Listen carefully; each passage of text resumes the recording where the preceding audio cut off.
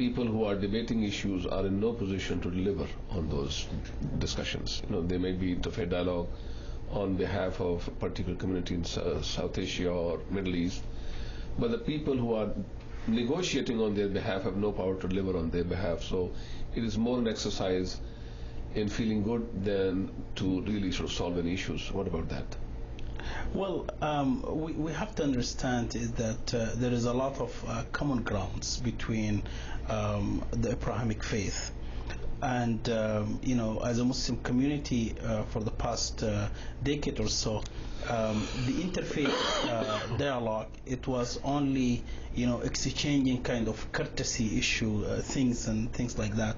But now I think we're entering a different phase, and that is a phase of partnering in a specific project that deliver actually obvious products. So I think that is where the Muslim community is there. Internationally, the Muslim community at the international level, we just hosted actually a group from the Middle East, from four countries: Syria, Saudi Arabia, Egypt, and Jordan, and we exposed them to the interfaith projects that the Muslim community is doing here. As a mean, they can, when they go back, they can adopt these kind of models to solve their own problems. So I think that is a greater benefit for the society at large. But when what I want to learn from both of you is, where is the area of optimal effectiveness in terms of interreligious dialogue? What areas it succeeds best, and where are the areas which it doesn't have that kind of a great outcome as yet? I think we're able to produce documents and sometimes even talking points for leadership to deliver a message, and press releases, that kind of thing. And then those instruments can be circulated through the web, for example, through publications and so forth. And then people can draw upon that. The real challenge here is when you see an issue. Let's take the recent debate on immigration. We still have hopes that somehow we'll find our way out of this labyrinth, but the religious communities did try their best. The politics that prevailed were more the politics of obstruction rather than the politics of construction.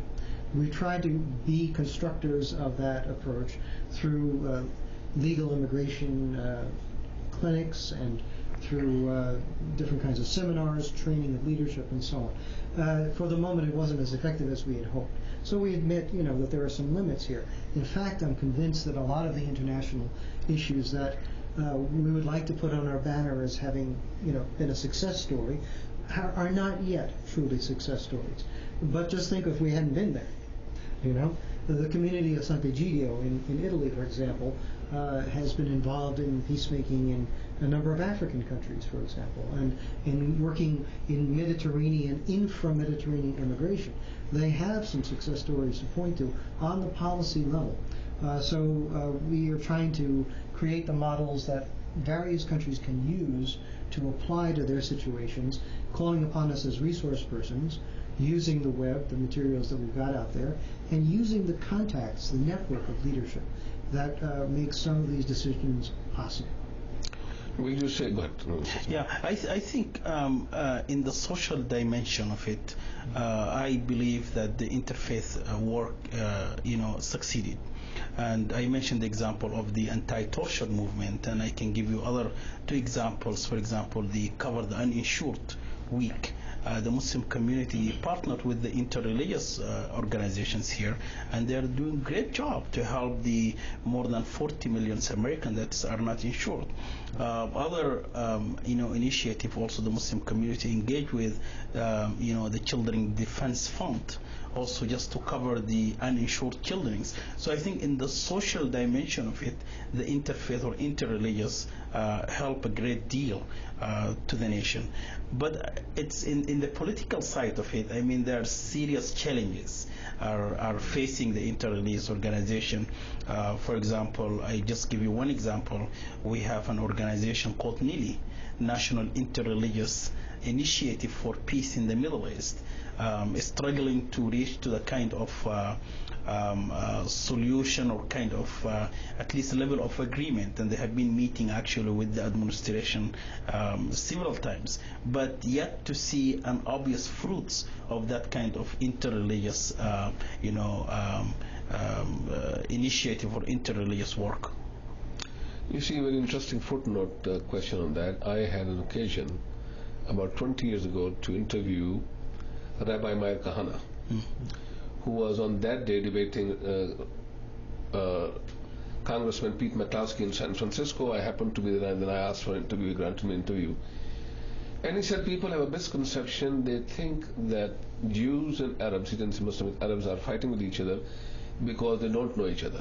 And therefore they want to bring us together, interfaith dialogue, that will create mutual knowledge, and that will create mutual reconciliation. He said our problem is we have known each other too long and we know each other too well.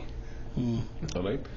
So to what extent can we say, and I don't mean in any disrespectful way, just to understand the scope and the real possibilities, to what extent we can say that there are limits to interfaith dialogue, what it can and cannot accomplish in terms of international disputes like Palestinian-Israeli dispute?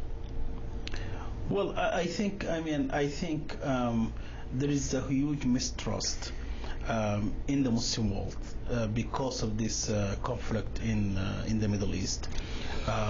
Example of that, just a couple of weeks ago when we hosted these scholars and writers from the Middle East, I invited our friend Rabbi Hirschfeld to come from New York and meet with them, and he did.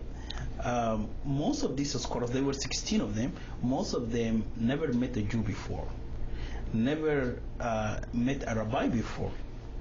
And he asked them to ask tough questions. Whatever question they have, you just ask. So I think the idea is bringing even this group of scholars from the Middle East with a rabbi from New York. I think there is huge disagreement in several issues.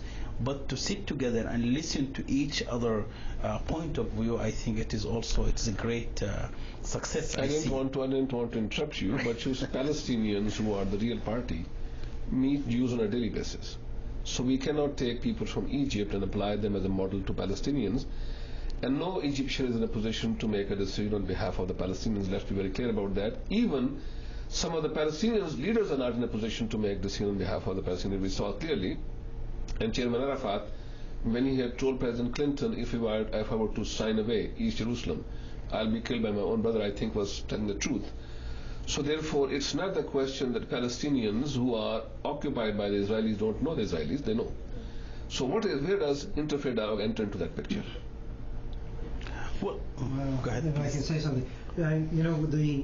The kind of cynical approach here is something like this, where a person will say, religion, and this was an actual quote from a Palestinian Christian a number of years ago, religion exists to keep people apart, not to bring them together, all right?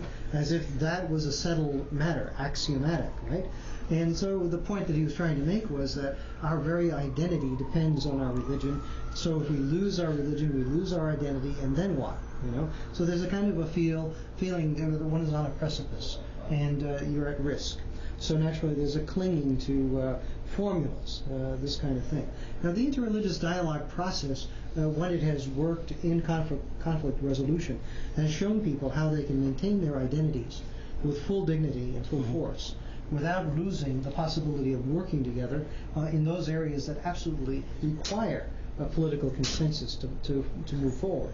The problems of the Palestinian people cannot be summarized in a few minutes in our interview today. They're enormously complex. We've both worked with, all of us have worked with people on both sides of the conflict.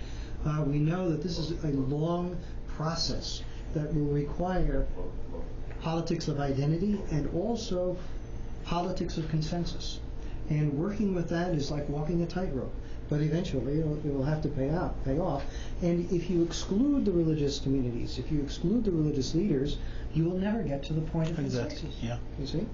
This has been a problem in many places. I think that my own personal opinion about why Iraq has been such a huge problem is because from the beginning, the American government